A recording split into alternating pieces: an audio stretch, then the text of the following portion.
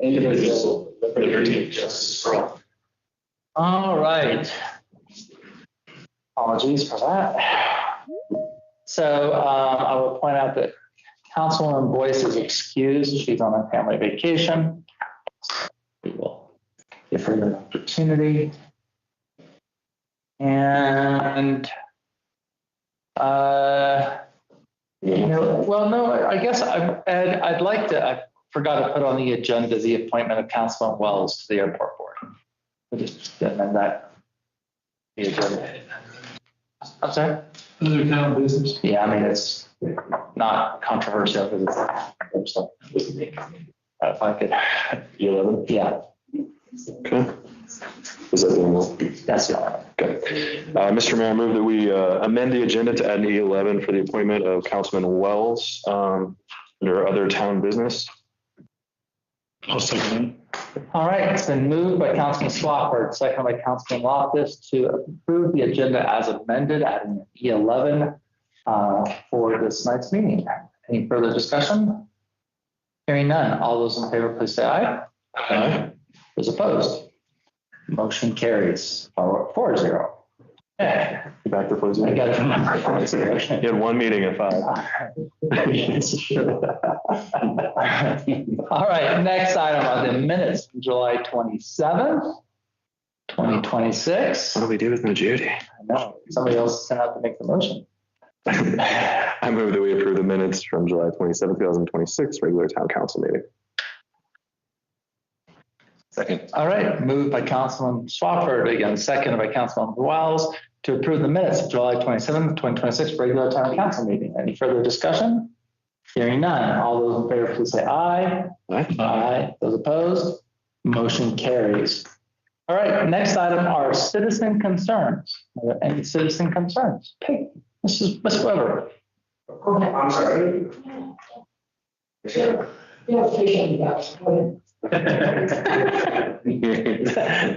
That's a new one. Casey Fairbanks. So I heard that the ice cream truck that's been coming around town was shut down by the town. So I was just, I guess, coming to ask on the validity of that and clarification if it is true. What's the reason behind it? No, the ice cream truck is not shut down. It is a permitted food truck. It doesn't qualify under the definition, the strict definition of an ice cream truck, which specifically talks about pre-packaged frozen dairy products and water-based products. So that truck is clearly able to sell and has a permit to sell within the town. So they are not shut down. So they can still just drive around? No, just cannot drive around. It's registered as a food truck. They are assigned certain locations from which they sell from. Okay, is that different than, because they have been driving around, correct? Well, they maybe drive around and ring their bell, but generally what they're supposed to be is parked in one location and then that's where they sell from. So food trucks are not allowed to be doing business, if you will, within the residential neighborhood. Now, if she fully matched the definition, the code definition of what a food truck was, then she could. But right now she does not sell. Ice cream truck. Ice cream truck, I'm sorry. Yeah, Ice cream truck versus food there's truck. some gray. Yeah. So there's no changes with anything with that recently? No. Okay. No, that's how it was when she, I mean, to be very clear, Mandy Calhoun came in, she had begun developing her ice cream truck. She came in and spoke to the staff, found out what the code said. Based on what the code was saying, she realized that she wasn't going to be able to be a fully defined ice cream truck because of what she sells and how she sells it. But she got her permit, she's been operating, and she can operate under the conditions of the permit. So. Okay. Yeah. So I know there's discussion like she would like to be driving around and stuff like that, but for that, you have to go back to what those definitions are and how they can do that. Okay. Thank you. Yeah, no problem. I know lots of people love it, and she's doing a great business. So she's worked really well with staff, and we've been happy to work with her. So. Yeah. Very happy to have it. Yeah, I mean, especially with the weather at 93. Yeah. Right. So Hottest July ever recorded. I know, right? Yeah. So, yeah, that's all I have on that. Anything else? No? Mrs. Weber. Oh, I'm sorry. Peggy. Yeah. Mr. Mayor, Council, I have a couple of questions. Are you myself or you want? Casey there, and people speed down there all the time. It's a neighborhood with dogs and kids. So Casey brought over one of those signs that says speed limit and your speed. It kind of slowed some people down. Kind of. Tell your story My story? about somebody driving into your. Oh, yeah. What? So there's not a stop sign, a four-way stop sign, which I am asking you if you could do. There have also been speed strips, which have helped kind of, except that people drive on the sidewalk to avoid it, including my sister. That's not a. Oh, good. You got one. She lives down there. I'm just done with speeders. I am. I wish we could either get a four-way stop sign, which I think they've not been happy about before. But I think the speed strips helped a little. Because people, I know there are a lot of people who live down there, way south of me. But it's ridiculous. People go 30, 40, 50, 60 miles an hour down my street. Yeah, 20-mile-per-hour zone. To be Yes. fair. And it's not my street, it's everybody's street. Oh, you can own it. It's okay. Can you pave it as well? Yeah, that's. And There's conditions. I've had a note to come to this meeting tonight. So I hope somebody can address that because Casey could only leave that sign up for a couple of weeks, and I appreciate that. But if you can have the one that just put up in Barger. Oh, is it? Yeah. No. Oh, So, for you. whatever you guys can do to help with that. Max, you want to add to this? Yeah, I was gonna say, I have 4 or 5 neighborhoods where we. Four-way stop sign, and it didn't make a difference. Yeah, That's the start of The the stop sign? yeah. It is run the stop sign? No, they don't run it, they use it as the starting line. Yeah, I mean, and just so everybody knows, Peggy and I are good friends, so we've already had this conversation once before. So if I joke back and forth with her, it's only because we've had this conversation. But we have probably 4 or 5 neighborhoods who are having the exact same problem. And it is either you're going too fast on an e-bike or people are driving too fast on their cars. It's a general problem. And we've talked, staff and I've talked about it because you start putting stop signs in certain areas, there's traffic circulation issues. We did that on Lincoln and that was, I forget how long and painful a process that was. And we pushed it through. Previous councilman really wanted that. So it's kind of hard just to say, hey, let's put a stop sign here because there's kind of studies that got to go with it and we got to look at that. And then speed strips, we've talked about buying more speed strips. That's the only thing I can think of is just getting more of those speed bumps, those removable speed bumps they have to put in after the snow, take up after the snow. So staffing is an issue. But it's something we're looking at. I forget how much they cost per. But the problem is exactly, I don't think the stop sign is going to necessarily stop some of these folks. I think they use them as a starting line or slide through and do a California stop and then slam on California. California roll. We're looking at it. Abe, do you have any ads you want to talk about here? Mayor, council, we've had an engineer help us evaluate, should we add stop signs? Because stop signs are not a speed control device. In fact, what happens when you put stop signs in the wrong location is where people don't expect it. And then all you do is increase the level of accident that you have. Now you have a speeder who T-bones another person. So stop signs are not speed control.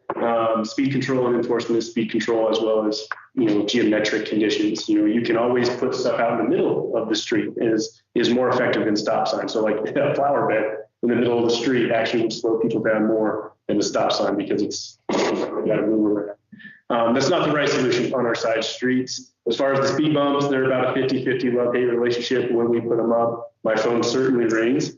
Someone like Peggy, you're going to say thank you, and I appreciate that phone call. Other phone calls are going to tell me that I owe them money or their alignment for their vehicle. And so all of those conversations happen. I have no problem putting speed bumps around, and we have one right now. I don't remember what they cost. I don't remember. I want to say it's like $1,500. Yeah, it's over 1,000. Yeah, that's a guess. So. But the point is we do actually need them, and it's It's just a general population problem. I have a valley pan outside on my street and I work from home. And I'll be honest with you, like once a day to like multiple times a week, somebody's bumper is getting scraped. And I was like, ooh, it's like nails on a chalkboard. So it's all over. And whether or not there is a speed bump, a stop sign, I don't know. I honestly don't know how you fix it. Like that's the problem. I think we're all trying to like kind of step around.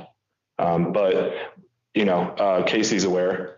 By him putting that sign there, we've tried multiple things. It's just, It's worse. We'll keep on thinking about it. I mean, Yeah. we're not unaware of the problem. Yeah. It's just I have multiple neighborhoods out by the golf course. There's that one side street that everybody takes to go to the golf course, but there's kids actually playing in the street as well. on the old Baymont. That's right. Yeah. So that's another problem. It's just, it's a general problem, and I don't know the exact solution to it. But I'll think about it. So Could we put an advertisement in the paper in our little spot, just a reminder? sure, I can do that. No. No, you're not wrong. Please abide by. I mean, the other thing is, more of those speed, like you are presently going. I mean, maybe we can get a couple of more of those signs. I don't know if that actually slows people down. I mean, the sheriff keeps on reporting that people are blowing through the one speed sign that we have on the highway. So. It's challenging and enforcement is part of it. And I mean, education, it's just like bicycles, helping kids understand how to use your bicycle. I think the general population respecting one another and also understanding like local speed limits are that way for a reason, because it's high density. There's people, there's dogs, there's animals, there's things that. I mean, I think the highlight. There's a lot of traffic in our residential zones. Nobody really expects that they have to worry per se crossing a local residential street. They just kind of generally walk. It's a problem, both for speeding and other things. Ed, goes back to my idea. I'm thinking 2 minutes for officers on little bikes, and we can start giving tickets. Yeah, this is a good idea. No, e-bikes. We get them on e-bikes with little lights on them. It's a little humbling when you pass a kid on an e-bike. I was talking to a lady and she was driving 25 miles per hour down 191 Pine Street, and some kid blew past her, and he was on the sidewalk. And it's like, no. So we are going to plan a fall campaign to try to get into the schools and get kids and people aware of bicycle rules and stuff like that. But, we did that years ago, if I remember right. But all right, any other citizen concerns? Yes, ma'am. Is this the right time to maybe address the new subdivision in town? Yeah, sure. If you have a concern, are you talking about the Ridley subdivision? And I'm talking about Brownwater subdivision. Yeah. We're going to have a discussion about it later on in the agenda. But if you just want to make a comment and then you can dodge out or sit here for the whole discussion. So it's up to you. Cool. Okay. I'll speak less than a nudge. Can you give us your name? My name is Catherine Ballard. I'm a homeowner in the Brownwater subdivision. First, I'll address the traffic coming out of that subdivision is almost impossible with the no street lights. This goes well beyond a street stop sign. It's easily a 20-25 minute wait to make a left turn, and it's summer. And so only imagine winter and icy conditions. That needs a full-blown stop on 191. There are some, we've got over 100 vehicles dropping the children off, and they also have to get to work. So everyone's in a hurry. They've already gone around the roundabout, which is dangerous in the first place. That is a highway where people are gaining speed towards Jackson because they've just been released from the slow speed. It's impossible to get out of there. It's dangerous. So I'll jump in there because we have a traffic study, as you probably may or may not be aware. Next year, we have a large Pine Street 191 project coming. 2028, I guess, is what Yeah, the utility work maybe in 2027, 2028. Most of the highway work will be 2028. The traffic at that intersection is incredible, to your point. And it is identified as one of two locations where a signal might be incorporated. But that is a whiteout decision because that's the whiteout highway. And so it's all done based on traffic studies and everything. So the town of Pinedale can't just go and throw a stoplight up, for example. That's not within our purview. Everybody forgets that 191 is a highway and I'm restricted. Fender banks restricted in certain boundaries. So that intersection, as well as Tyler, has been identified as two locations where signals might be required. And that's going to depend on In the Lake Road. And Lake Road, yeah. Oh, yeah. So that is also going to just depend on where the traffic is and what goes on. So we've taken that under consideration as part of the traffic plan. But when that happens, I couldn't tell you. Okay, excellent. But it's a lot of people. It's more than 100. It's more than 100. Yes, So, that's great. Also, okay, so I purchased in the Brown subdivision in good faith, expecting a safe and livable subdivision. I appreciate any town support. I'm speaking because it's important for you to understand the pattern I'm experiencing in the developer's process. Communication has been evasive and inconsistent, and basic work is simply not being completed.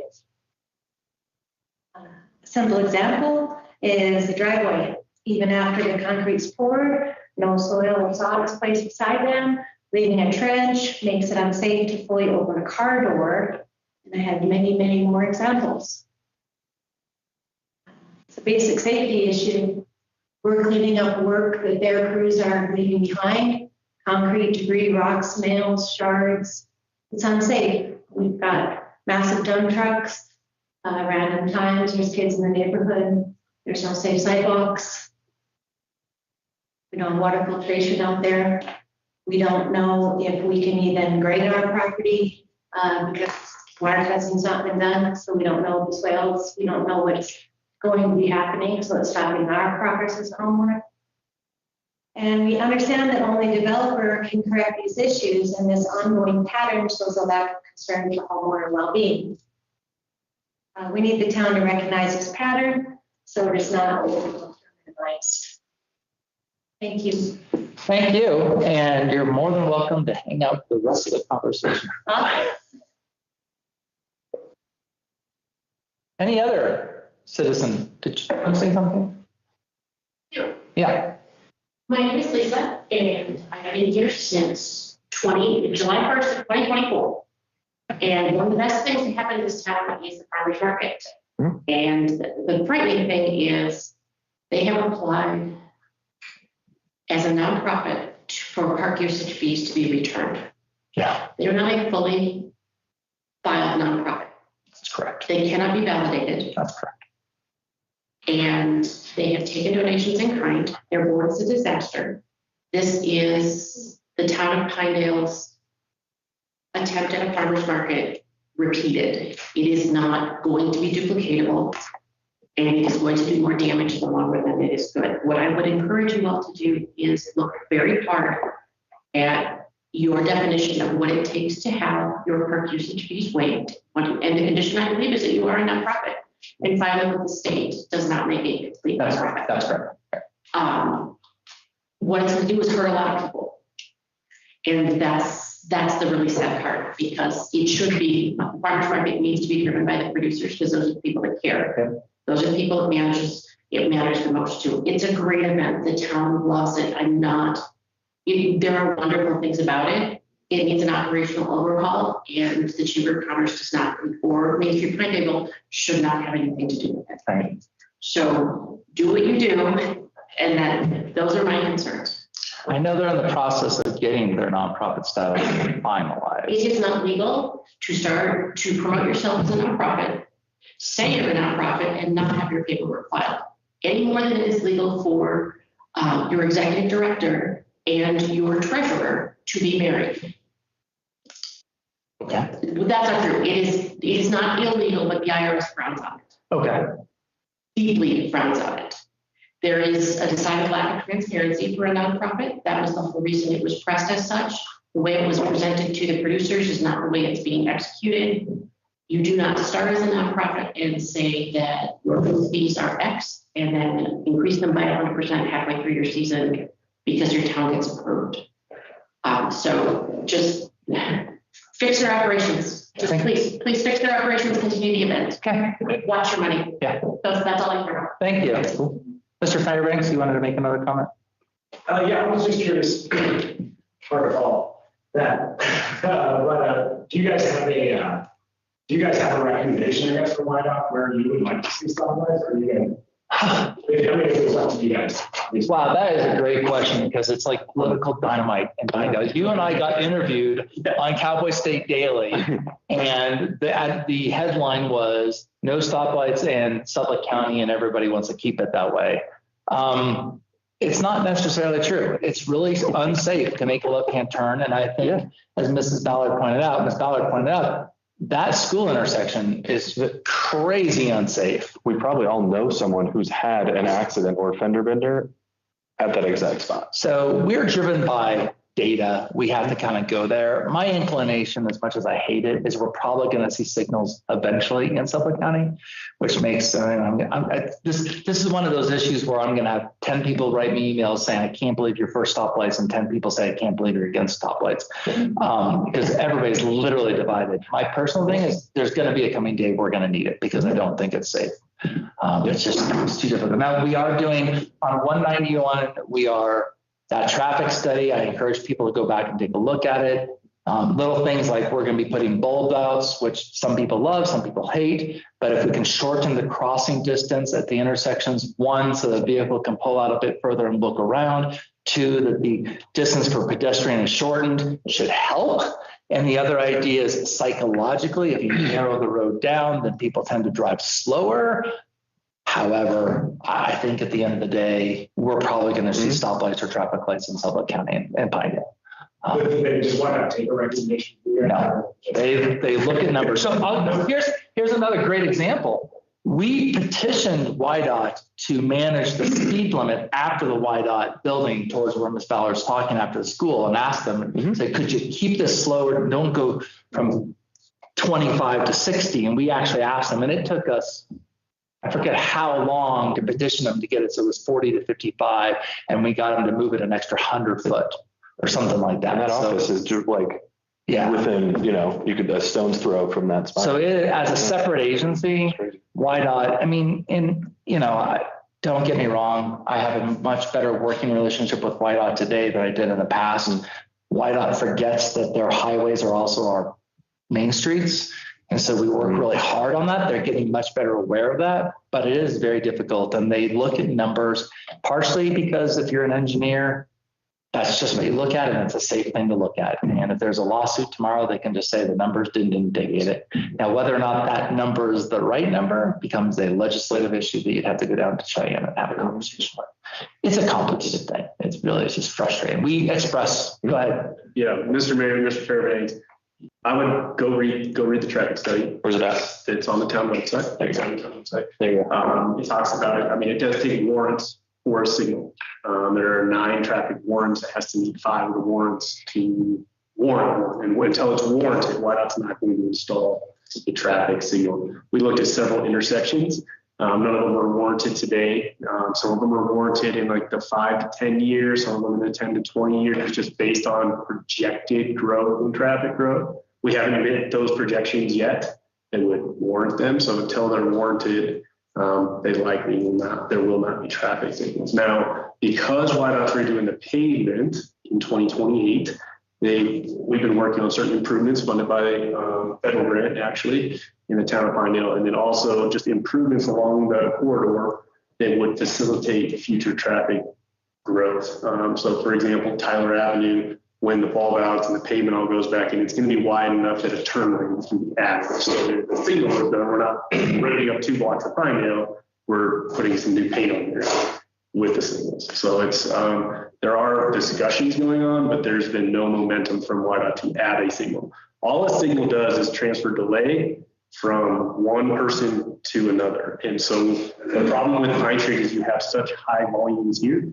and such low volumes going this way that when you transfer that delay, it doesn't pencil on the warrants. And so until the side street traffic is either A, increasing volume, or the through traffic really substantially increases, there's just no warrant that would be in school. Yeah. So that is one of the warrants, is around school. It's not specifically enough to warrant it. So yeah, it's based on volumes. Like I said, they see that as a highway, and anytime we're slowing down traffic, it's a bad thing. And so, yeah. Is there even something as simple as having literally a crossing guard out there in the morning? On 191, Yeah. School district, they have their crossing guards. I don't know where to put them all. but I mean, I don't think you could put a crossing guard on the highway. You have to put it, You'd have to get a highway patrol officer. yeah, It Right. wouldn't, maybe the sheriff could do it, yeah, because he has the MOU. You'd have to get a sheriff's officer out there to actually sit there every morning and slow traffic down. And then I don't even know if you could stop traffic. It would be more or less like a slow traffic down, just so maybe people could get out. Because like, I mean, it drives me nuts when I make a left-hand turn and it seems like one car's going slow and one car's going fast and you never can make the left-hand turn. I guess having some flashing lights would make everybody consistent, so you might be able to get out easier, but no. It's not unknown to us though, I guess, more than anything. Like we share your concern because like I said, I personally know multiple people who have had actual real life accidents at that spot. If you hear my frustration, it's because I've had multiple conversations with directors and governors and legislators on this issue, and I never can get much progress. So it comes back to this is what the code says. And I know I brought it up whenever we were doing the traffic study that I actually wanted 2 stoplights because I thought that would fix a lot of the issues in town specifically. Whether the south side or the east side, I guess, depending on where the light was, that would be one side, but the other guaranteed one was that turnout right there that you're referring to. That was always my thought. That was the natural one. Tyler, Bloomfield, Lake Road, and then Jackson. Yeah, I was cool with either one, whether it was Tyler or the Lake Road, but the one you're talking about is the one that I think is probably, if it's not the most dangerous, it's pretty close. Okay. No good answer. Sorry. You have a bit more information, but yeah. Yeah, no, and no one's half the battle, right? Mm-hmm. So, any other citizen concerns? Yes, sir. Mr. Mayor, how are you? I'm well. Good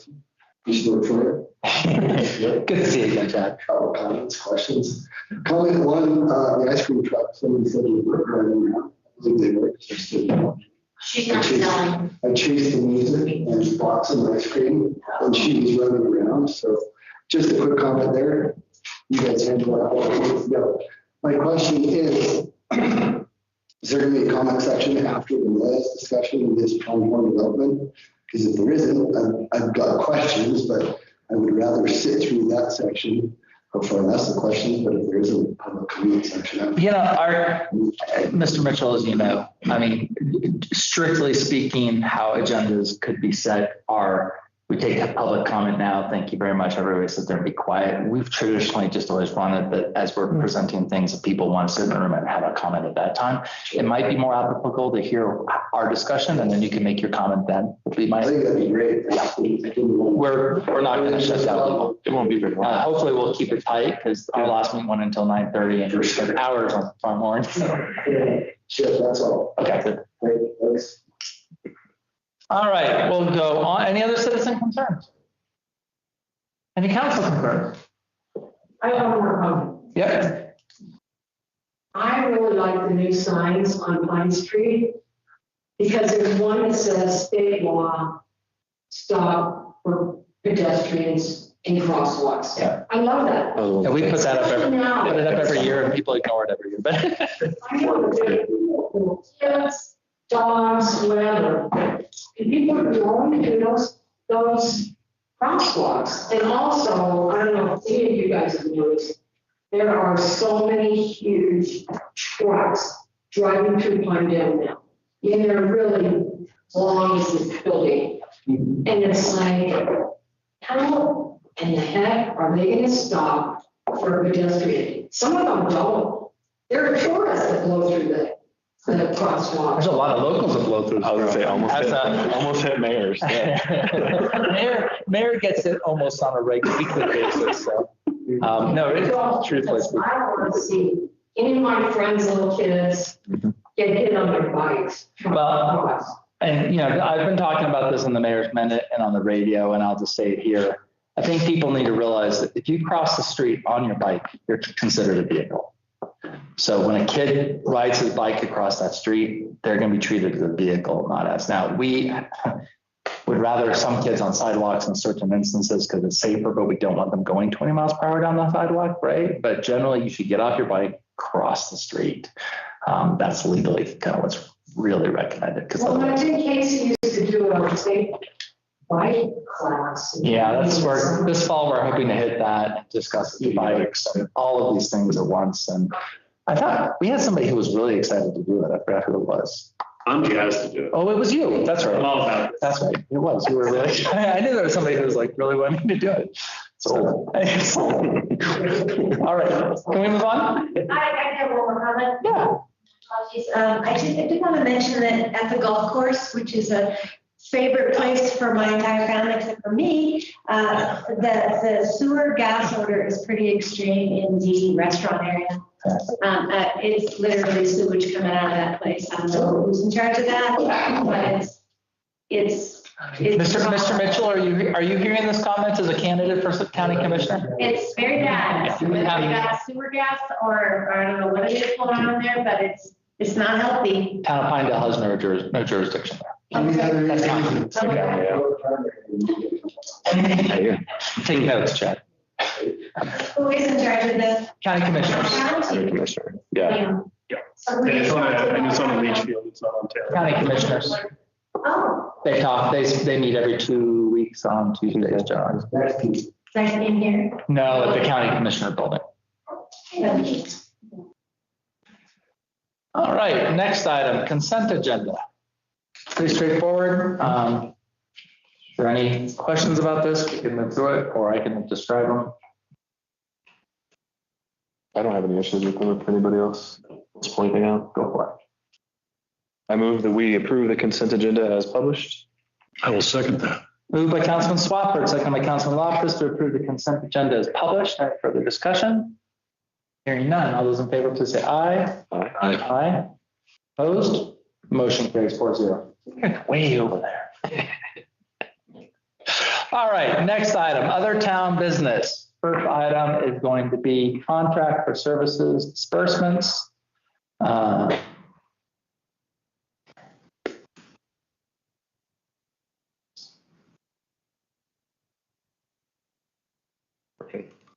Past it. 68.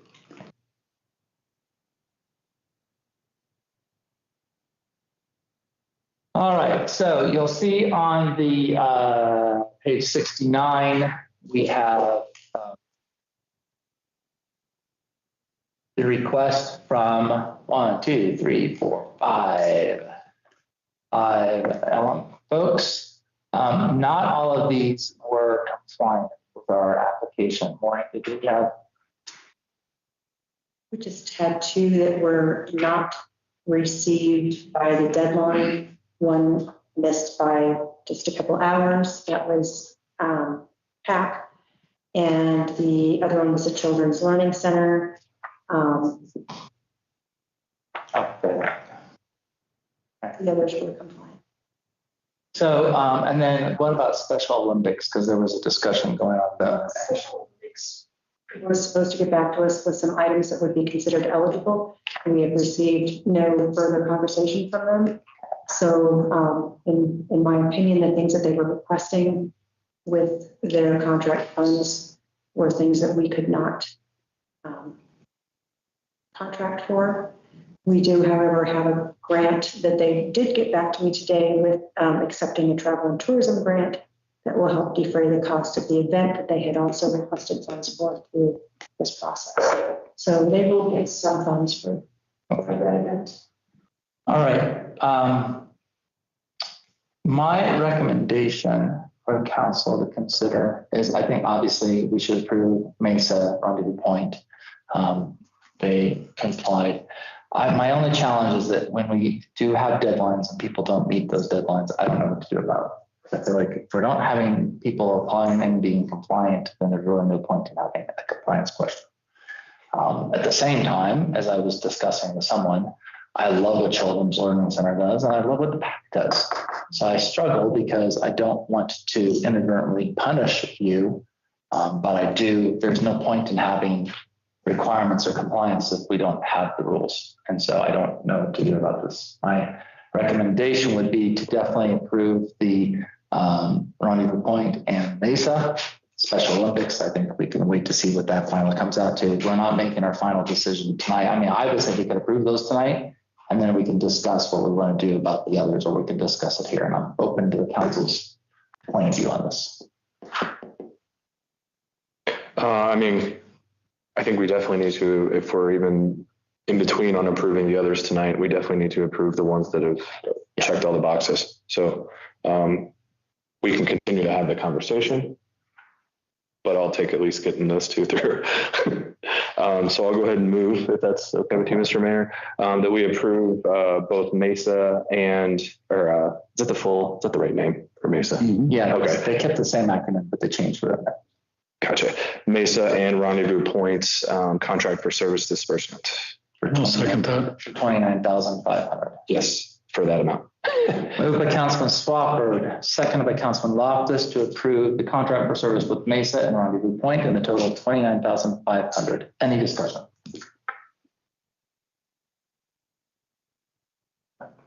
All those in favor say aye. Aye. Aye. Those opposed? Motion carries 6-0. What would we like to do with CLC PAC and Special Olympics? Maureen, I'll let you go first, because Sorry. Yes, fire away. Don't anybody fall out of your chair, what I'm about to do. oh, here we go. I would recommend this year, because there was a position at the clerk's office, that we would give them a one-time task and document it in the minutes, that there will be no other grace on any other years, and approve those amounts. And you all know I don't like. I feel like we need to call. I almost now. I almost tried to fall out of my seat there. I didn't know what to do. Yeah, don't spend money, spend money. Don't spend money, spend money. To be fair, in the previous conversation with the mayor, I did bring this suggestion up as well, to just somehow document it or point out, like, look, and this isn't the fault of anyone in the room with regards to the contract for services at all. But I would say in the last couple of months, it has been really tough on the town and the town staff, council folks. We have ordinances, we have resolutions. If you have issues with those, bring those up, please. But the ask for permission, not for forgiveness, or I did that wrong.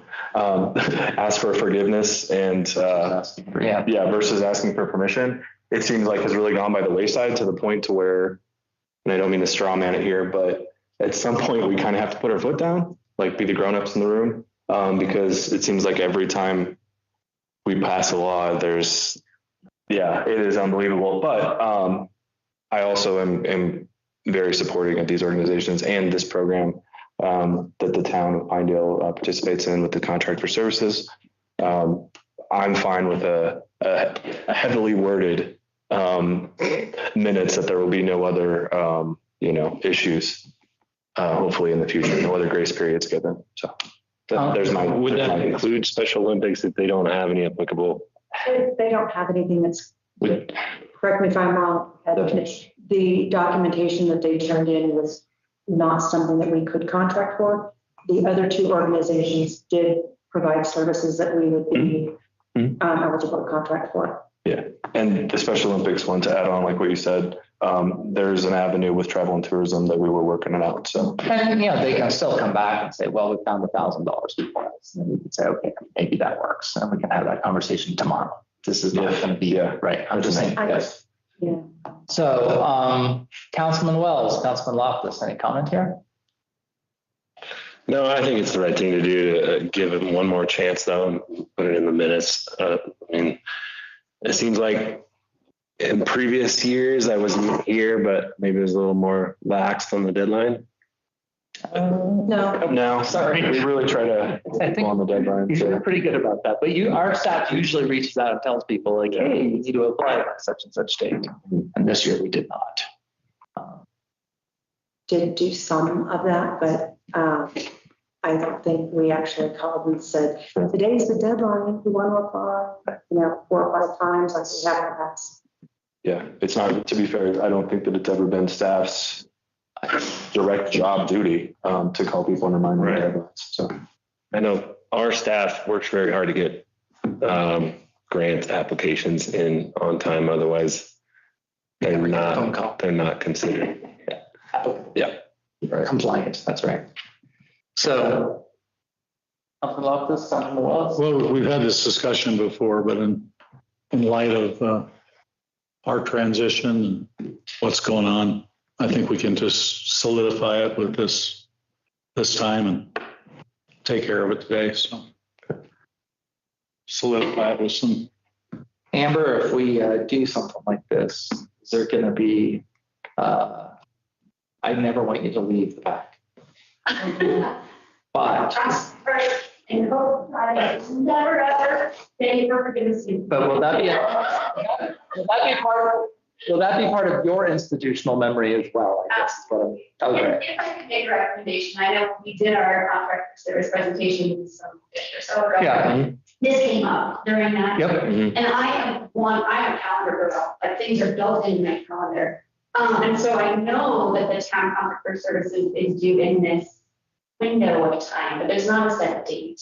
So if you do want to make it more like, you really want to put the state on you, set that date. Hey, it is April 15th every year, no matter what day it falls. Then we can build it into our schedule for all of the other grants and funding requests that we do. So we know that it has to be done by a certain date. Yeah, that helps than not just having like a big window of time that you have to kind of be watching for it. And maybe I could be proactive and be like, I'm just going to submit it, even though I haven't seen it. But yeah, I just Be the first in February 1st, that month. So that would be a recommendation from me for you guys. Maureen, that work for you? Appreciate it. Yeah, I think we should carry it a step further. Let's just create a resolution so it's well, this is the day that we always accept. This is the window, the week that we accept these things. It's always right around budget time. So, yeah. Would you like it before? I said about the transition, in the past, it's been very consistent what date it was. And I think, because we're going to have transition again soon, we should just establish it. Okay. That's a great idea. You want to do it now? We don't have to. Oh, we have to, yeah. That kind of resolution, not just a motion, it's an actual resolution, a real resolution. So if you'd entertain a motion, I will make one. If you guys are. Yeah, go for it. Oh, wait. Can I ask a quick question? Already. Yep, sorry, I meant to call you, I thought your hand go up and then I ignored you from it. Is it similar to John's tell they agree with the decision this extenuating circumstances? I didn't hear it say more than just the tax application that we're like. So if you're going to make a motion, make a motion. For two organizations. Yeah, just the Children's Learning Center and Robotics Center would be who was in the motion. So that it's transparent, the Learning Center did not follow the instruction. The instruction said to send it to info, it was a Pinedale, sent it to Amy Stark. I'm sorry. And so that's when I'm talking about the transition that I feel like, we should have a little bit of flex on that. That was all. That was the question. No, it's not anybody. Yeah. Learning Center, the special Olympics, taking motion for all three of those? Just two of them. And my statement was more of just like a hand slap in general, because it does feel like the last couple of months have been contentious on our end, as far as like, hey, we're not following your ordinances, but here we are to chat with the council, and the council do whatever we want. At some point, that gets a little, we're here to hear and make good decisions, right? Like be responsible town council folks and mayor. So it's just a tough deal. Anyway, yeah. I move that we also fund the contract for service disbursements to Children's Learning Center in the amount of $8,000 and Pinedale Aquatic Center in the amount of $18,000 with a strongly worded, please do not miss any more deadlines again. Something to that effect. Moved. I'll second that. Second. Moved by Councilman Swafford, second by Councilman Wells to approve the contract for services for the Children's Learning Center in the amount of $8,000 and the Pinedale Aquatic Center in the amount of $18,000 for a total of $26,000 for this fiscal year, plus a strongly worded advisement to respect it next time. All those in favor, please say aye. Aye. Those opposed? Motion carries. All right, First time I've ever had to put a strongly worded warning in motion that I can recall. there you go. Well, I mean, the fact of the matter is we appreciate what you all do. Yeah. Right? I mean, we appreciate your services. And as we always say, these contractor services really add to the quality of life of living in Pinedale. So we're grateful for what you do. We want to support you. It's, as I was explaining to somebody, the ROI is not always a budgetary ROI. There's quality of life there, how you put them out for that. So thank you for what you did, both for our seniors and our young people. I think that covers both groups there. All right, moving on to the next item, our temporary use for the homecoming parade. Anybody want to shoot that down? Sorry. Joking. All right, this is for September 18th, 11 to 11:40 a.m. I have a motion. Please. I move that we approve the temporary use permit for the Suffolk County School District #1 homecoming parade. Do we need more than that? Date and time, please. All right. Date and time. Date and time. September 18th, 2026. Thank you. Okay, it's been moved and second, moved by Councilman Loftus, second by Councilman Wells to approve a temporary use permit and street closure for the Pinedale High School homecoming parade to occur on Highway 191 from mile marker 99.3 100.1 on September 18th, 2026 from 11 a.m. to 11:40 a.m. All those in favor? Aye. Those opposed? Motion carries 4-0. Okay. Next item on the agenda.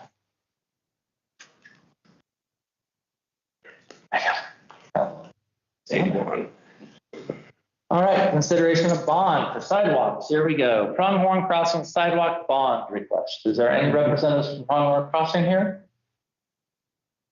None and none online. Is there no? Abe, we'll let you go ahead and begin.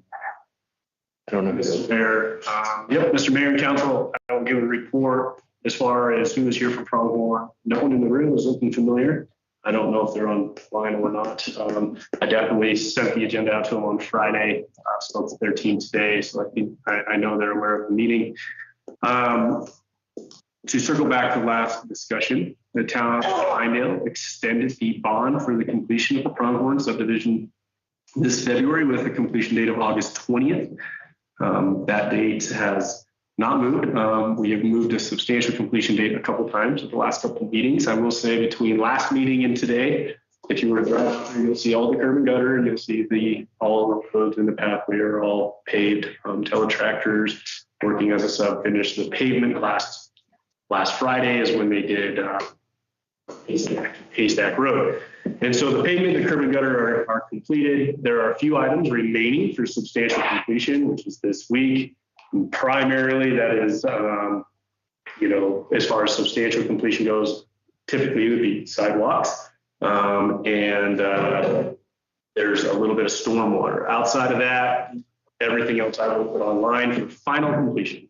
That's everything from street signs to reviewing your water valves, sewer manholes, cleanup as far as backfill against curb and gutters, backfill against sidewalks, cleaning up the subdivision so that it's ready to be turned over to the town of Pinedale. They have till August 20th under their current bond to complete that. The discussion at the last meeting was that they needed to get to substantial completion, minus everything to the sidewalks, and they discussed their request of sidewalk extension.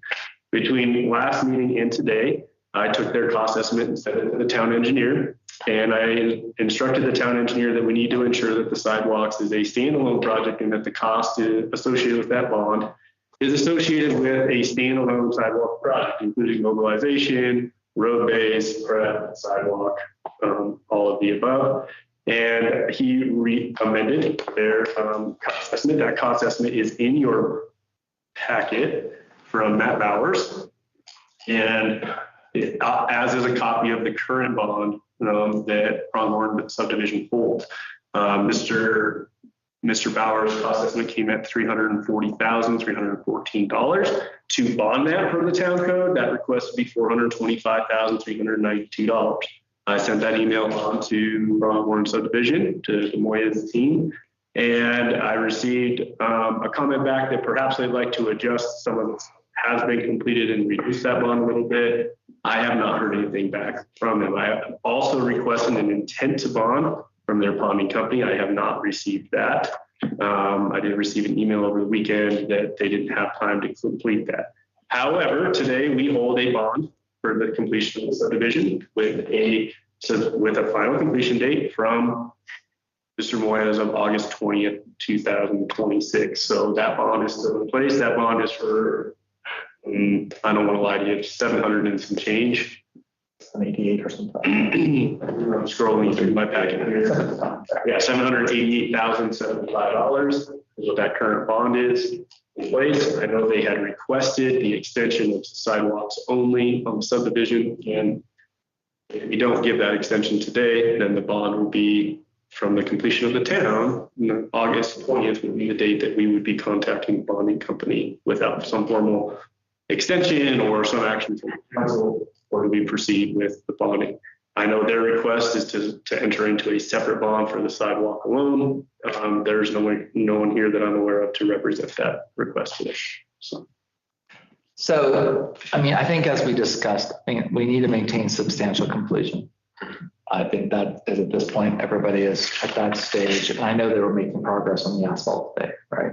The asphalt's done. Fantastic. Yeah, they worked on that last week, right? Friday, they finished. Yeah. Okay. I went out and flow tested it today. There's a few areas that we need to address, a little bit of drainage, but You're expecting substantial completion by next week at some point. yeah, Friday, maybe. yeah, maybe by as early as Friday or even parts next week. And I think the other thing is it's important that council understand and public understands that I agree with the town engineer's bond amount to 425. If Pronghorn and White family come in and said, look, we've reduced, we have proof of the reduction of the linear feet, then there could be a possibility. But I do think it needs to be bonded as a separate subject and with mobilization and everything, because if for one reason or another we have to step in, it has to be treated as a separate project. Yeah, 100% agree. So I am not hearing any other recommendation. I think as Councilman Loftus pointed out, I'm comfortable, once substantial completion is done by the date that we've indicated, to go for a separate bond amount just for the sidewalks to expire next year and the amount of 425. That is a year longer than we wanted on the sidewalks, but let's be very honest, if we were to call that bond, Mrs. Ballard, it is Mrs. Yes, thank you. If we were to call that bond today, the town of Pinedale could not do any work on it until next summer anyways. And rather than, and probably even if we called that bond, I think we need to be honest here.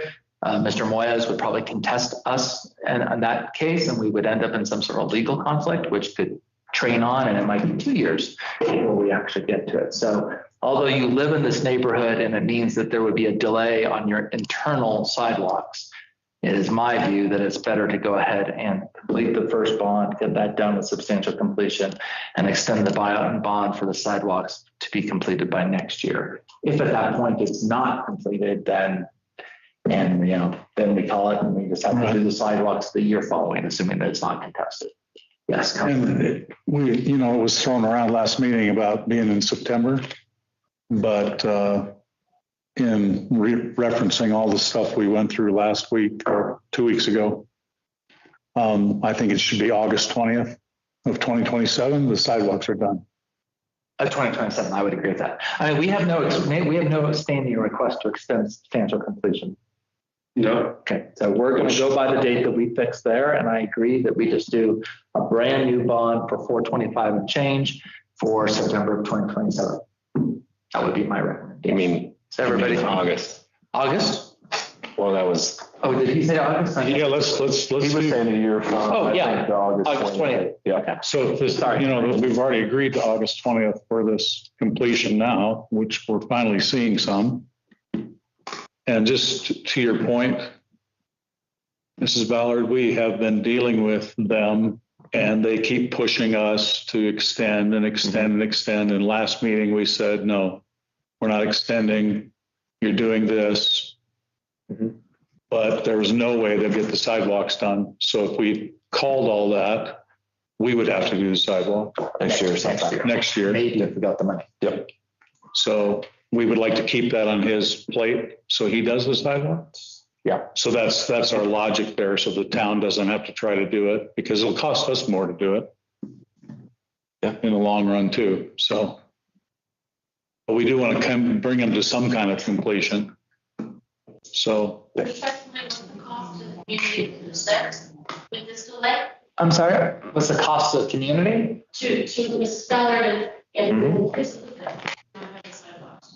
You're asking us for a year, but you're pushing out 2 years? No, we're asking for a year. So to be very clear, is that when normally a developer does a project like this, we have them bond the work, which means they pay a certain amount of money. Okay.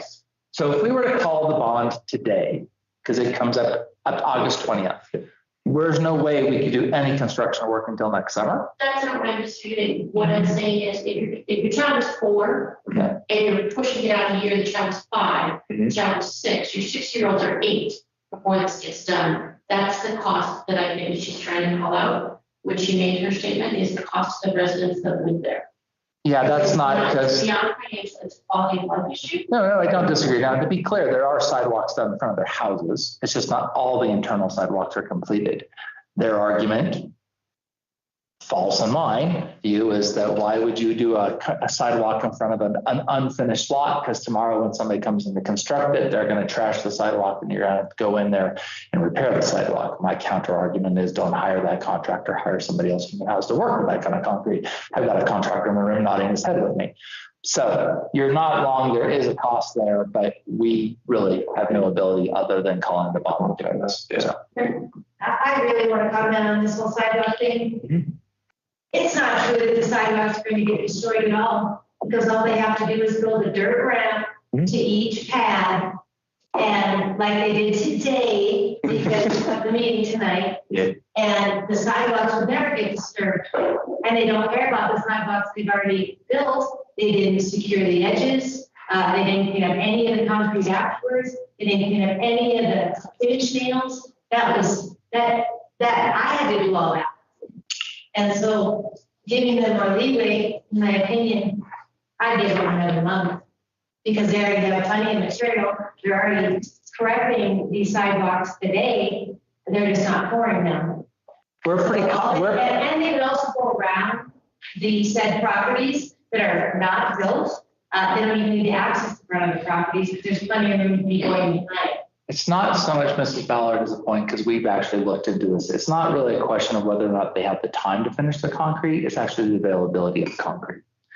In Suffolk County, concrete is a precious resource that people tend to order 2 or 3 months ahead of time to get their project done. There's already multiple projects that are moving forward. There's probably no concrete available for Moyas to actually do the sidewalks. Could he get the labor to do it? Probably, to your point. Could he get the concrete to actually pour and do the work? Highly unlikely. I'm sorry? There he is. Yeah, So- that is the fact that it's out. Yeah, it's Suffolk County. And that's one of the things that just makes it difficult. And so that's why, from our perspective, this is a compromise that we can move forward on. Mr. Mitchell, did you want to make a comment? Oh, just a couple questions. So the substantial completion we're talking is met barring sidewalks, right? Correct, yes. 2 questions I have on that. Maybe my memory's off. One thing that I think affects this volume most is PO boxes. I thought you were going to have ways to PO boxes. I believe it's, you don't have to answer that yet. I'm just raising concern. The next question I would have is street lights. So does that fall under the major completions, what we have required for street lights within that neighborhood? And then lastly, Mr. Loftus, you're proposing to go to August 20th for the bond extension. My question would be, not that I think that would be the case, I assume Mr. Blair and the developers would be able to build sidewalks in that time. But if you found yourself in the same situation, August 20th of 2027, wouldn't we have the same argument if we still can't get sidewalks done? We still wouldn't have concrete? If for some, Possibly, but at that point, we would have the same scenario that we would do without sidewalks. yeah, Get it done here. it's possible. Just a question. No, good questions. They are good questions, but what we've been finding is we've been requested and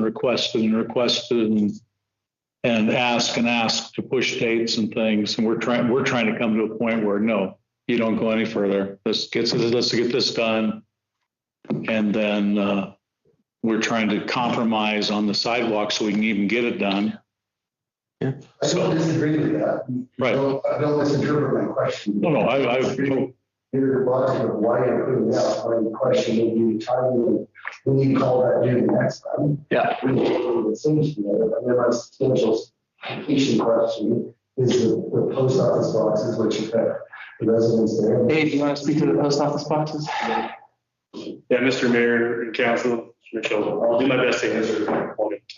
Starting with the post office kind of surprised the developer and the town of Pinedale about a month ago. And they specifically came to the town requesting if they can install them. I went and spoke with Brandy at the post office. I'm like, no one's told me that we had to have post office boxes in every subdivision. That was news to me on the town of Pinedale, because I learned a lot about post offices. Post office is required by law to provide a free location of getting your mail for primary residences in America.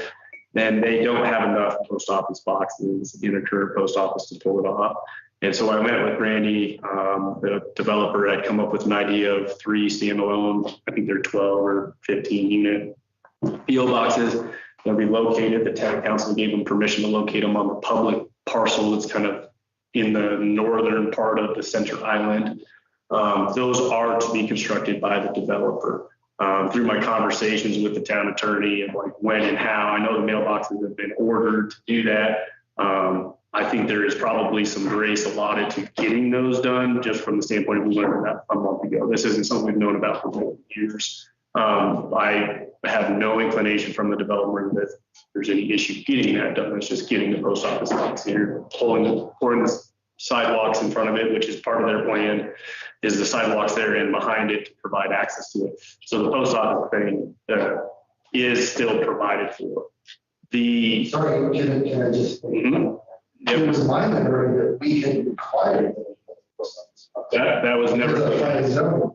I can find an email and some documents that show where we proposed they put those post office boxes a few years ago. So there's my surprise. So I didn't realize this was a surprise to the town a month ago.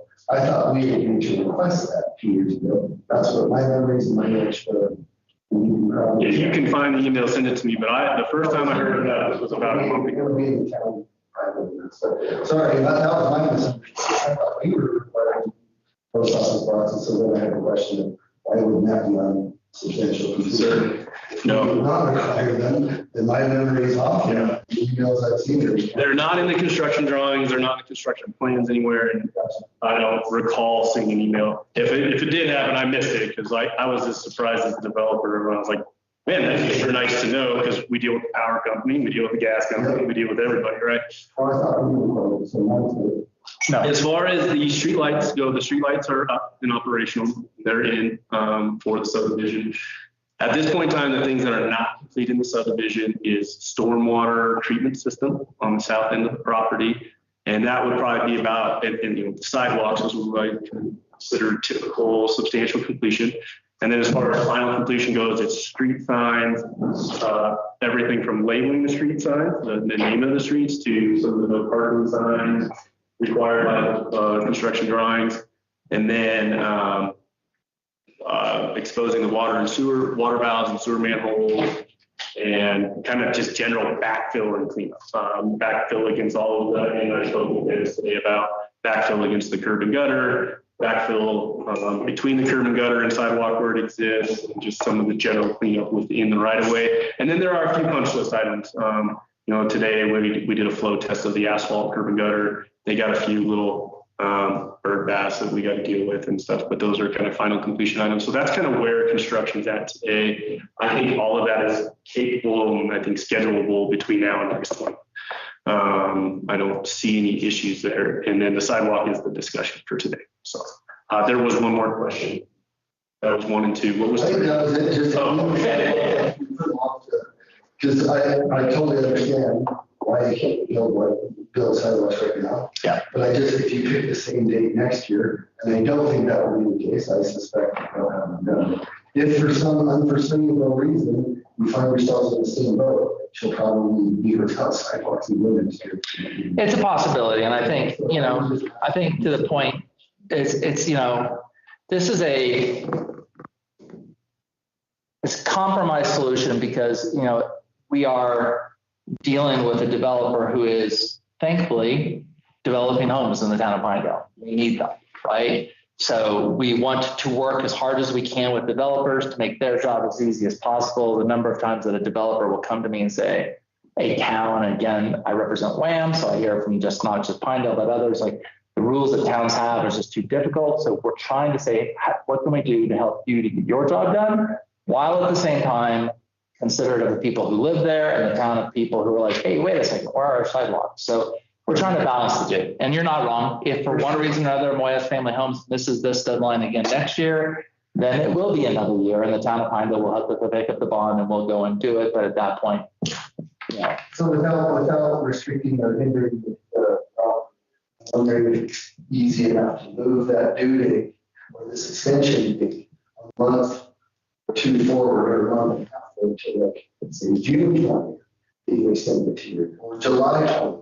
That way, yeah, they didn't have it, maybe the town would then have the time to do it. Mr. Mitchell, you know as well as I do in Sublette County that if the bond were to come due, and let's be honest, I'll pick a date that's fair, because if we said June, everybody's going to tell me we can't pull concrete because snow is on the ground until May 15th, right?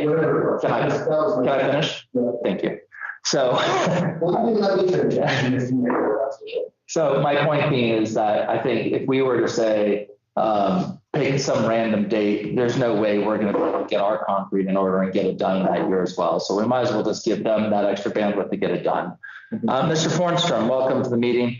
We are in discussion on extending and creating a bond specific for the sidewalk to be due on August 20th of 2027, a year from the state. We have the recommendation from the town engineer at 425,389. We saw your letter, but not having any evidence of the finished linear feet, council's opinion is to keep that bond that the town engineers recommended with mobilization. Feel free to come on forward. Try to get you up to speed. So I passed on an email to Abe. That is correct. Stating the finished lineal feet that is currently in place. And has that been witnessed and reviewed by the town engineer?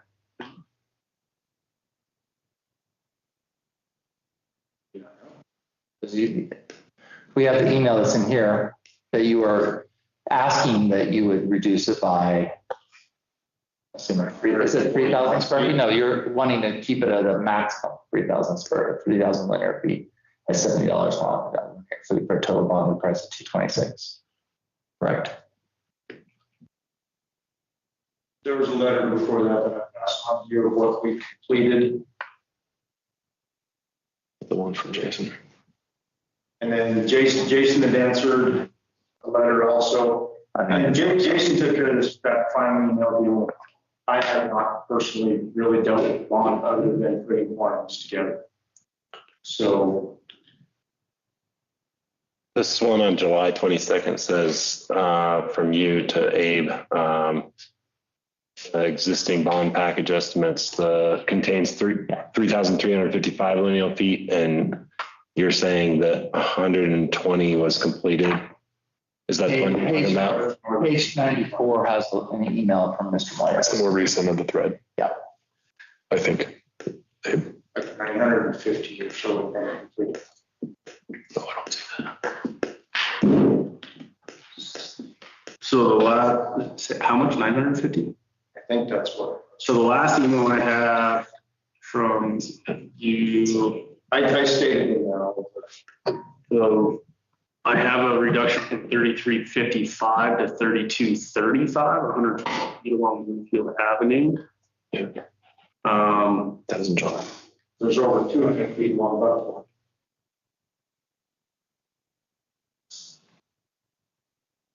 When did you send that email?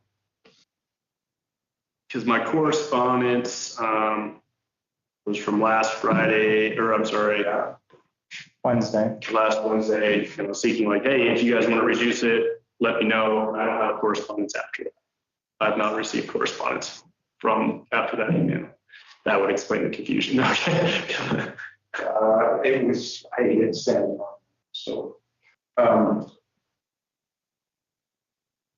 anyway, I believe Jason also got on there the email from yesterday, this morning. The last email I have from Mr. Moyes was from Saturday indicating that they had not had time to correct, coordinate with the bond company. That was Saturday. And it had not coordinated with the bond company and had not finalized the quantities. Okay, from Saturday. Yep. Okay, that's the last correspondence I have on this. I haven't had any trouble with the email, so I don't know however that goes, but I sent that to everybody again. Okay.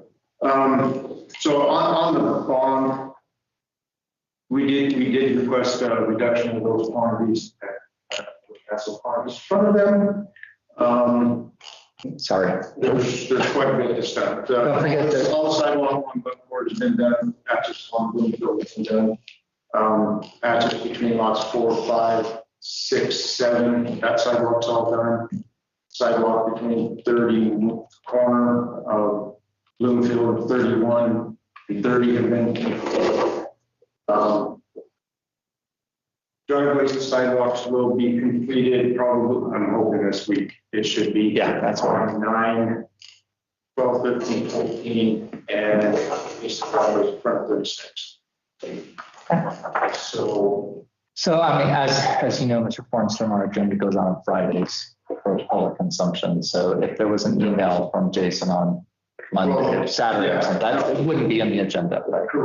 Correct. No, but I answered. I wasn't in there on Friday, and I know I answered about this. So that's as far as the bonds. I don't deal with the bond side of stuff, but if we did get an extension through next year, we will have all the sidewalk done. We'll have quite a bit of time. So my inclination is to follow the town engineer's recommendation on the 425. I mean, it is something that we could come back and amend later on if we had to, but I feel at this point in time, that's our recommendation from the town engineer, not Abe, to be very clear. I mean, Abe, if you want to entertain going a little bit lower because there's finished concrete, you've seen it, I'm willing to listen to that. I also know that I don't know how much this bond is going to cost. I can't imagine there's going to be a big price difference between 300 and 450 on the bond cost. There probably is. Okay. I do not get it. Yeah, well, we're left with making a decision with what's in front of us, so. I can attest that there is a fair amount of concrete done. I have not measured it. Like, I haven't walked down and measured it. I don't know what the exact quantity is. I do know that our current bond covers the concrete. Our current bond for $788,000, which is still valid. There would be no way we would reduce or release our current bond until there was a future bond in place. So if there were quantities, I have spoken with the town engineer indicating like he's comfortable with this cost estimate based on whatever quantity may come across. And certainly I think there's opportunity to finalize that number prior to the town council releasing the current bond that's in place. Okay. And so I think you could approve in principle what you're going to do if you're in principle to extend a new bond for the construction of the sidewalk up to $425,000 pending the approval of the town council and then we would just not release our current bond until this one is fully in place and acceptable to Ed. So that works. We would certainly maintain the present bond in place, which is $700,000. Right. With our one, and not release it. Not release it until we're bonded. So Mr. Fornstrom. And also, check items are completed also. Right. So that bond stays in place until everything's wrapped up. So you good with that, Mr. Fornstrom? And that way we can keep the 788. We'll approve an extension of a new bond on the sidewalks up to 425. And then in the next couple of weeks, as we're finalizing the numbers, if that 425 number drops to 350 or 300, then we can approve it at that level once, you know. That's good. I feel like that's gives you what you need. I have the footage here, but that's fine. Well, this way we can. Let's go through and we get that all together. And I think that's better. That way the town engineer can look at it. if you get another 400 feet done this week. There you go. Exactly. Yeah. Correct. And that'd be great. And we'd be happy if you got another 400 feet done. So, 3% of total. Yeah. So, the difference between 425 and 250 is not going to be a major amount. But if you can knock off, it's an amount. And it's a business. So let's go there. I think if everybody's comfortable, we can approve extending going to the sidewalk bond. I got one thing though. 425, 389. Yep, gotcha. I think, okay. And then we'll finalize that when we get to the final numbers. Go ahead, Councilman. Mr. Fornstrom, it should be noted, you were not here, but people in your subdivision have made complaint to us earlier in this meeting about the subdivision, which just puts me in more conflict from our last meeting when you were here saying we can do this, we can do that, but your customers are not even happy. And so I think your boss, Mr. Moyes, needs to be aware of that, because it's not just us trying to get this done. The people that are living there are not happy with it. So anyway, I just want to publicly state. Very aware in our meetings this morning, we discussed that also. Okay. There has been discussion, emails back and forth with our warranty department, which comes back to myself and sales, it comes through Jason also. We were all aware of this, and we're all aware of trying to get things done. Okay. Honestly, for me, the biggest push has been getting roads and everything else completed up to this point. Yeah, we're hopeful, substantial completion by the end of the week. Good job. Thank you. Like I said, work gratefully you're doing it, but at the same time, expectations are there too. So, I understand. So Maureen, a motion to approve. Sorry, go back to that page. At this point, because you're not releasing the other bond yet. No, right. So we don't need a motion for a new bond on that too. I think it's just a. I think we should have a motion in the ordinance that say that if the town is willing to bond it, town code does not require a town to accept a bond. And it's hard for them to go spend the money on a bond until they know the town's going to accept a bond. What it does say is that the town may accept a bond in lieu of completion, and that acceptance should be after so if you guys are accepting that engineer's estimate, I would say approving that value up to that amount of that bond so that they can go talk to their bonding company. And when approved, we can sign on the dotted line. I think that's important, because if not, they're sitting in the same limbo 2 weeks from now. They're looking for approval from the town when they already went and spent the money on the bond. You don't spend the money on the bond until you know it's going to be approved. That would be my input on that. I think it's challenging. It's an egg issue. So, but if it's up to that amount and we can prove otherwise, everybody lower the linear fee. Yep. We'll get the final number and it'll be released with the old 788. It'll be released when we see this and everybody's satisfied with it. Okay. So a simple motion, we would make a motion to agree to a new bond for the sidewalk construction up to 425 based upon the town engineer's recommendation to be reviewed upon final, whatever. Yep. Contingent upon review of the cost estimate from the town engineer and approval of the town. It's a complicated That's motion. why they pay me the big bucks, right? Okay. Help me out with the wordsmithing. Oh, this is valid. It'd be possible to recommend that they pre-order the concrete for next year so that if they have a specific amount that they were to need, and that there would be no more delays. Yeah. Yeah. It's not our scope, Mrs. Ballard, but I mean, I think from the perspective of Mr. Fornstrom knows that if he doesn't get the sidewalks done by next year, that this bond's going to be called for up to 425 right now. So, yeah, I understand what you're saying, but that's kind of outside our scope. Yeah, we can't do that. But it's a hearty recommendation by the town council to please pre-order your concrete in time to get the project done. That goes without saying. I would just go for it. Okay. I will try. Maureen, please help as needed. Mayor, same thing. I move that we approve the Pronghorn Crossing sidewalk bond request in the amount of $425,392 as approved by, or as with future approval by the town engineer and staff. If We reviewed upon release of the funds. For a new bond, replacing the existing bond only after the other items of substantial completion are verified by town engineer. I like that way better than what I said. Is there a second? So moved. Yeah. You want it? Thank you. I'll second that. Or do you want it? Is that That's good. He said his second. So All right, moved by Councilman Swafford, second by Councilman Wells to provide a new sidewalk bond. we have a little more discussion. Yep, up to $425,392, whatever it was. 425,392.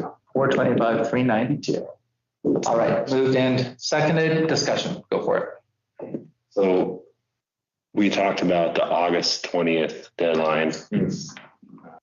But I don't know if you were in the room during that. But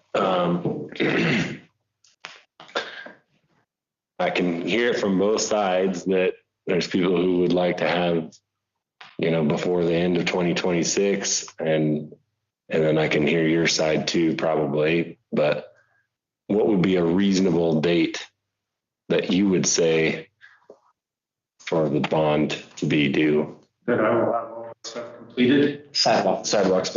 Right. The remaining sidewalks for next year. Mhm. In August, but it'll work, it'll get done. End of August.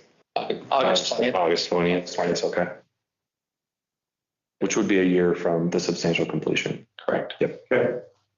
So let's amend the Yeah, motion I'm to right. include that date.